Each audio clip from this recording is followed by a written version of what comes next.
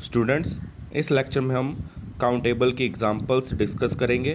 तो first example है आपके पास, if a function f A to b is 1 1 and b is countable then prove that a is at most countable.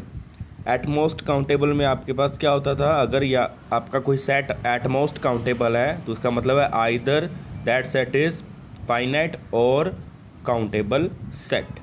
Clear. तो यहाँ पे हमारे पास क्या है, फंक्शन गिवन है एफ ए टू बी और एफ क्या है, 1 1 फंक्शन है।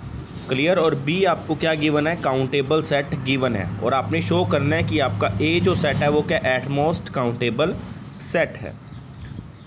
ठीक है। यहाँ पे हम दो केस लेके चलेंगे कि आपका जो ए सेट है वो क्या हो सकता है, या तो फाइनाइट हो सकता है या इनफाइनाइट हो सकता है। तो सोल्यूशन में देखिए क्या करें, let A be any set. Case 1, when A is finite set then A is at most countable. Finite हो गया। अभी मैंने आपको डेफिनेशन बताई थी एट मोस्ट काउंटेबल में क्या होता है, जो आपका सेट अगर एट मोस्ट काउंटेबल है either that set is finite set और काउंटेबल सेट। ठीक है। तो यहाँ पे क्या आ रहा है, फाइनाइट सेट हो गया तो एट मोस्ट काउंटेबल हो गया। तो सेकंड केस क्या है, A is infinite set. When A is infinite set, infinite set होगा तो हमारे पास क्या बनेगा, जो हमें फंक्शन गिवन है क्या है, F A to B. F of A to B आपको फंक्शन गिवन है और ये फंक्शन क्या आपका क्या है, 1 1 है। 1 1 है तो इसका मतलब क्या बना, जो आपका ए क्या होगा, इक्विवेलेंट होगा एफ ऑफ ए के। एफ ऑफ ए क्या है, इमेज ऑफ ए। ठीक है, मतलब रेंज की बात कर रहा है। रेंज क्या होगा, एफ ऑफ ए क्या होगा, बी का सबसेट होगा। F of A is subset of B. Clear. और यहाँ पे आपके पास क्या आएगा, ए क्या हो जाएगा, इक्विवेलेंट हो जाएगा एफ ऑफ ए के, बिकॉज आपका जो एफ है वो क्या है, 1 1 फंक्शन है। क्लियर। 1 1 है तो आपको हर एलिमेंट की जो है ए में से जो भी आप डिफरेंट एलिमेंट लोगे तो उसकी इमेज भी क्या आएगी, डिफरेंट आएगी। तो वहाँ पे हमारे पास क्या हो जाएगा, 1 1 कॉरस्पॉन्डेंस एग्जिस्ट कर जाएगा। तो यहाँ पे ए क्या है, एफ ऑफ ए के इक्विवेलेंट आएगा। Done.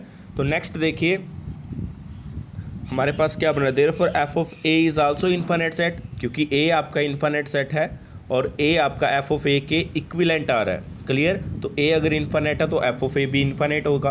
Clear. F of A infinite है और एफ ऑफ ए सबसेट किसका है, बी का। तो बी भी क्या हो गया, इनफाइनाइट सेट हो गया। और बी हमें गिवन है कि काउंटेबल है, बी इज़ काउंटेबल। ठीक है, बी काउंटेबल है तो मतलब क्या हुआ, बी क्या हो गया, काउंटेबली इनफाइनाइट सेट हो गया। ठीक है। बी अगर आपका बी यहाँ पे क्या आ रहा है, काउंटेबली इनफाइनाइट सेट आ रहा है तो उसके एलिमेंट्स हम कैसे लिख सकते हैं, सीक्वेंस में लिख सकते हैं। ठीक है। तो मैंने यहाँ पे क्या करा, बी के एलिमेंट को एक सीक्वेंस में लिख दिया, B is equal to B1 B2 B3 so on. B आपका क्या आ रहा है, यहाँ पे काउंटेबली इनफाइनाइट सेट आ रहा है तो उसके एलिमेंट्स को हम क्या कर सकते हैं, इनफाइनाइट सीक्वेंस में अरेंज कर सकते हैं। ठीक है। तो यहाँ पे नेक्स्ट देखिए क्या है, जो एफ ऑफ ए है वो क्या होता है, बी का सबसेट होता है। क्लियर। तो एफ ऑफ ए में जो एलिमेंट आ रहे होंगे वो कहाँ से आ रहे होंगे, बी में से ही आ रहे होंगे ना, क्योंकि एफ ऑफ ए बी का सबसेट है और बी के एलिमेंट कैसे हैं, B1 B2 B3 सोन। तो एफ ऑफ ए में जो फर्स्ट एलिमेंट होगा, देखिए उसको मैं क्या नाम दे रहा हूँ, let n1 be the first positive integer such that Bn1 belongs to F of a. F of a में जो एलिमेंट आ रहे हैं वो क्या है, बी के ही एलिमेंट हैं। क्लियर। क्योंकि एफ ऑफ ए क्या है, बी का सबसेट है। तो यहाँ पे हम क्या कर रहे हैं, अब इसको अरेंज कर रहे हैं। जो इसमें एफ ऑफ ए में सबसे फर्स्ट एलिमेंट क्या है, जो बी का फर्स्ट एलिमेंट आ रहा है वो क्या आ रहा है, n1 होगा। n1 is the first positive integer such that Bn1 belongs to F of a. उसका सफिक्स क्या है, n1।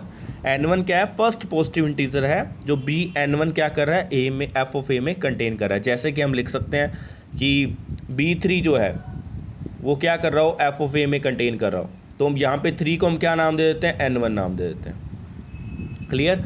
तो n1 क्या हो गया, 3, तो Bn1 क्या कर जाएगा, एफ ऑफ ए में बिलोंग कर रहा है। ठीक है।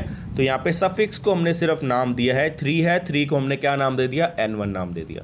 अब और कोई आ रहा होगा, B7 आ रहा होगा या B11 आ रहा होगा तो B7 को हम n2 नाम दे देंगे, 11 को n3 नाम दे देंगे। इसी अकॉर्डिंग हम इसमें चलेंगे।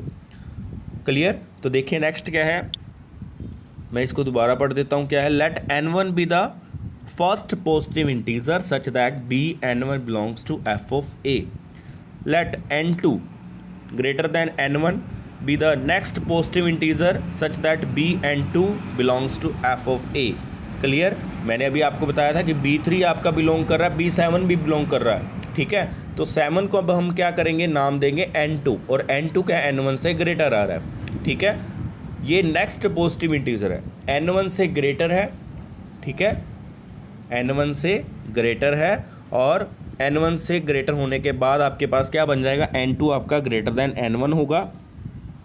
तो आपके पास क्या आ जाएगा, b n2 क्या कर रहा है, बिलोंग कर रहा है f ऑफ a में। इसी अकॉर्डिंग हम इसमें प्रोसेस करेंगे। Continue in this way, we choose n1 n2 so on nk -1 nk belongs to n such that nk greater than nk -1 greater than nk -2 greater than so on. ये हम lower side जा रहे हैं, तो आपके पास क्या आ जाएगा, greater than n2 greater than n1, ठीक है। Such that b nk belongs to f of a, we get f of a is equal to b n1 b n2 b n3 so on. तो आपके f ऑफ a के element क्या हो गए, एक sequence में अरेंज हो गए। क्लियर। तो यहाँ पे f ऑफ a के एलिमेंट सीक्वेंस में अरेंज हो रहे हैं, तो क्या बन गया, f ऑफ a आपका अगर आप इन्फिनिट सीक्वेंस में अरेंज हो रहा है तो आपके पास क्या बन जाएगी, आपका जो f ऑफ a है वो क्या हो जाएगा, काउंटेबल हो जाएगा। तो देखिए क्या लिखा है, in other word the element of f of a can be arrange in the form of sequence, therefore f of a is equivalent to n, also a is f of a is equivalent to f of a। ये हमें starting में ही हमने लिख लिया था, proof कर दिया था कि a आपका f ऑफ a के इक्विवेलेंट होगा, और यहाँ पे क्या आ रहा है, f ऑफ a n के इक्विवेलेंट आ रहा है। तो यहाँ पे जो इक्विवेलेंट रिलेशन है वो क्या होता है, इक्विवेलेंस रिलेशन होता है, ठीक है। मतलब रिफ्लेक्सिव भी है, सिमेट्रिक भी है, ट्रांसिटिव भी है। तो यहाँ पे ट्रांसिटिव रिलेशन के अकॉर्डिंग हमारे पास क्या बन गया, f ऑफ a n के इक्विवेलेंट है, a f ऑफ a की इक्विवेलेंट है, तो a n के इक्विवेलेंट होगा। तो दैट इम्प्लाइज a आपका क्या हो गया, काउंटेबल सेट हो गया। क्लियर। तो अब दोनों केसेस को कंबाइन करें, फाइनाइट वाले और इनफाइनाइट वाले में, तो क्या बन जाएगा, आपका जो सेट है वो क्या हो जाएगा, at most countable हो जाएगा। therefore combining the two cases we find that either A is finite set or a countable set, hence A is at most countable। next example देखिए क्या है, example number 2, prove that every infinite set is equivalent to a proper subset of itself। क्या बोल रहा है कि आपके पास कोई भी अगर इन्फिनिट सेट आ रहा है वो क्या होगा, प्रॉपर सबसेट होगा, प्रॉपर अपने प्रॉपर सबसेट के इक्विवेलेंट होगा। क्लियर। जैसे कि ए कोई सेट है, वो ए क्या इन्फिनिट सेट है, तो उसके पास एक बी क्या होगा, सबसेट होगा ए के, बी आपका जो है ए का सबसेट होगा, और ए क्या होगा, बी के इक्विवेलेंट होगा। ये आपने प्रूफ करना है। यहाँ पे काउंटेबल और अनकाउंटेबल की बात नहीं करेगी। आपका ए क्या है, ओनली इनफाइनाइट सेट है, वो काउंटेबल भी हो सकता है, अनकाउंटेबल भी हो सकता है, ठीक है। तो यहाँ पे दोनों केसेस आपके आ जाएंगे। अगर आपका कोई सेट काउंटेबल है, मतलब infinite set, countably infinite set है, तो वो क्या होगा, अपने सबसेट के क्या हो जाएगा, इक्विवेलेंट होगा, ठीक है। और अनकाउंटेबल सेट है, वो भी क्या होगा, अपने सबसेट के इक्विवेलेंट होगा, ठीक है। तो देखिए कैसे प्रूफ कर रहे हैं इसका solution. Let A be infinite set, a हमारे पास इन्फिनिट सेट हमें गिवन है, उसको मैंने नाम दे दिया a be infinite set. Therefore by previous theorem a has a countable set से बी, ये लिख रहा है कि ये जो ए आपका इन्फिनिट सेट है तो उसके पास एक काउंटेबल सेट मिलेगा, ठीक है। बट हमने शायद इसका प्रूफ नहीं करा हुआ। मैं आपको इसमें एक लेके देख लेता हूँ कि कैसे करना है। कि यहाँ पे ए आपका इन्फिनिट सेट है, ठीक है, तो उसमें कोई ना कोई एलिमेंट तो बिलोंग कर रहा होगा। क्लियर। आपका ए जो है इन्फिनिट सेट है, तो उसमें कोई ना कोई एलिमेंट होगा, तो उसको नाम हम ले लेते हैं, फर्स्ट एलिमेंट ले लेते हैं ऐसे ही, S1 ए में बिलोंग कर रहा है, ठीक है। अब मैं यहाँ से सेट बनाना शुरू करूँगा।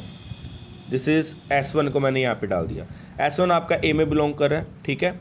तो मैंने एक अलग से सेट बनाना शुरू करा, उसमें क्या डाला, S1 डाला। अब मैं क्या कर रहा हूँ, इसके अंदर ए आपका इन्फिनिट सेट है, तो आपके पास ए में एक और ऐसा एलिमेंट होगा जो S2 होगा, जो S1 से डिफरेंट होगा, ठीक है। S1 से क्या होगा, डिफरेंट होगा, उसको भी मैं इस सेट में डाल देता हूँ। नेक्स्ट अब ए आपका इन्फाइनाइट सेट है तो उसमें S3 भी मिलेगा जो S1 S2 से डिफरेंट होगा, तो उसको भी डाल देते हैं। S4 भी मिलेगा, ठीक है, सिर्फ नेमिंग कर रहे हैं, क्लियर। जैसे R आपका अनकाउंटेबल सेट है तो उसके अंदर क्या है, natural number is subset of R, वो क्या है, N जो है R का सबसेट है ना, तो N आपका क्या है, काउंटेबल सेट मिल रहा है, R आपका अनकाउंटेबल है, क्लियर। तो इसी तरीके से S1 आपको मिला, फर्स्ट एलिमेंट ले लिया, ठीक है, तो S1 आपको मिल रहा है। S2 मिलेगा जो S1 से इक्वल नहीं होगा तो उसको भी डाल देते हैं। S3 मिलेगा, ठीक है, कोई और एलिमेंट मिलेगा जो इन दोनों से डिफरेंट होगा, उसको हम नाम दे देते हैं S3, उसको डाल देते हैं, फिर S4 डाल देंगे, सोन। इस प्रोसेस में हम चलेंगे और ये सेट आपका रुकेगा नहीं, स्टॉप नहीं करेगा, क्योंकि आपका जो ए सेट है वो क्या, इन्फाइनाइट सेट है। तो ये आपका इस सेट के अंदर जो एलिमेंट है वो आते जाएंगे, ठीक है। तो ये जो एलिमेंट्स इस सेट में आ रहे हैं वो क्या आ रहे हैं, कि इन्फाइनाइट सीक्वेंस में अरेंज हो रहे हैं, और ये एलिमेंट आ भी कह रहे हैं डिस्टिंक्ट आ रहे हैं, क्लियर। डिस्टिंक्ट एलिमेंट्स को हम इन्फाइनाइट सीक्वेंस में अरेंज कर पा रहे हैं, तो मतलब ये सेट जो होगा आपका S1 S2 S3 S4 so on, ये क्या हो जाएगा, आपका काउंटेबल सेट हो जाएगा। और ये क्या आ गया, दिस इज सबसेट ऑफ ए कोई भी इन्फाइनाइट सेट था तो उसके पास क्या है, एक काउंटेबल सेट एग्जिस्ट कर रहा है। तो इसीलिए यहाँ पे बोल रहा है कि A has a countable set B, A infinite set है तो उसके पास क्या होगा, एक काउंटेबल सेट होगा, क्लियर। तो अब हमने यहाँ पे एक और सेट निकाला सी कैसे निकाला, ए माइनस बी, ए में से बी सब्ट्रैक्ट कर दिया, ठीक है, सेट सब्ट्रैक्ट करा, मतलब सेट के वो एलिमेंट सब्ट्रैक्ट कर देंगे, क्लियर। तो सी सेट आ गया, c is equal to a minus b. तो ए आपका कैसे बनेगा, a is equal to b union c होगा, और बी और सी की इंटरसेक्शन क्या होगी, 5 होगी, clear. Since B is countable set therefore its element can be arrange in the form of an infinite sequence with distinct element. B आपका countable set है तो उसको इन्फाइनाइट सीक्वेंस में अरेंज कर सकते हैं विद डिस्टिंक्ट एलिमेंट्स। तो हमने क्या करा, बी के एलिमेंट को अरेंज करा, B1 B2 B3 so on, B countable set, ठीक है। अब मैं क्या कर रहा हूँ, बी का सबसेट ले रहा हूँ, we take another set B1, B का मैंने क्या लिया, सबसेट लिया, वो क्या लिया, B1 लिया, B1 में हमने क्या करा, B1 निकाल दिया, स्मॉल B1 वो निकाल दिया। अब स्टार्ट कहाँ से कर रहे हैं, B2 B3 B4 इससे स्टार्ट कर रहे हैं, ठीक है। तो B1 क्या हो गया, अब B1 is proper subset of B हो गया, क्लियर।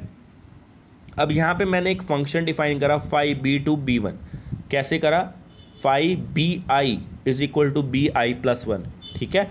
कैसे कर रहे हैं, phi BI is equal to BI plus 1। जैसे B1 डालेंगे तो उसकी इमेज हमें क्या मिलेगी, B2 डालेंगे तो उसकी इमेज मिलेगी B3 डालेंगे B4, ऐसे चलते जाएंगे। तो ये आपके पास क्या आ रहा है, ये एक मैप मिल रहा है जो 1 1 है, ऑन 2 है, ठीक है। तो मेरे पास B और B1 क्या हो गए, B और B1 क्या बन गए, इक्विवेलेंट हो गए यहाँ पे, क्लियर। तो अब नेक्स्ट देखिए हम क्या कर रहे हैं, सेट बना रहे हैं अगेन A1, ठीक है। A1 क्या है, कैसे बना, B1 यूनियन C से बना, और B1 क्या है, प्रॉपर सबसेट ऑफ B है, ठीक है।